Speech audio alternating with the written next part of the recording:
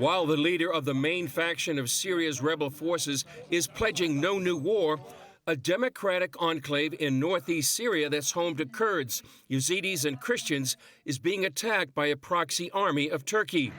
CBN News spoke with a Christian from northeast Syria by phone. To protect his identity, we've disguised his voice and can't show his face.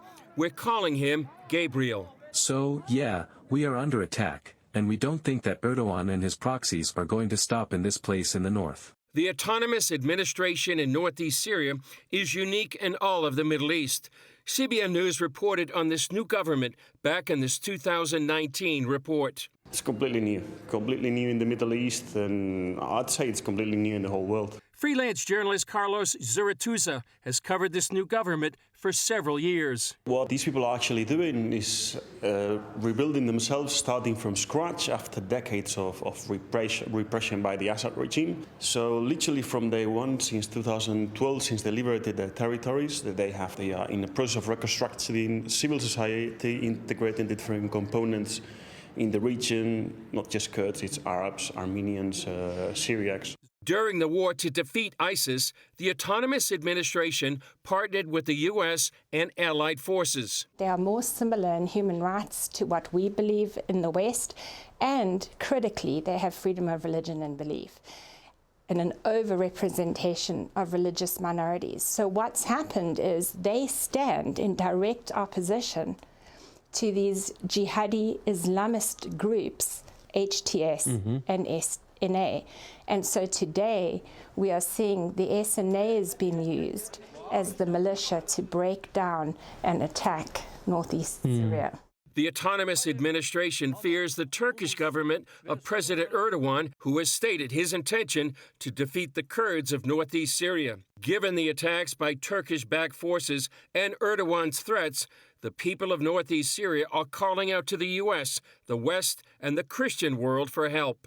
We call on all the Christians in the world to call their nations and brothers and sisters in their administration to make the Christian, the Kurds and Druze and all the minorities to be able to protect themselves from these kind of atrocities. Gabriel says northeast Syria is not asking for foreign troops, but for the resources to defend themselves. Especially the Trump administration and the Israeli government to make this happen, because Christians all over Syria, Christians all over Lebanon, all over Iraq, they want to survive. Heading believes it's important to pray for this fledgling Middle East democracy. Because in this area, you have people who can believe whatever they want. Christians, Yazidis, even Muslim background believers who have come to faith in Jesus are able to practice their religion in this area. So pray for northeast Syria, that it'll remain stable and that the international community would stand and back northeast Syria against these Islamist jihadis. Chris Mitchell, CBN News, Jerusalem. Thanks, Chris. Gordon, still a lot of questions after this historic regime change.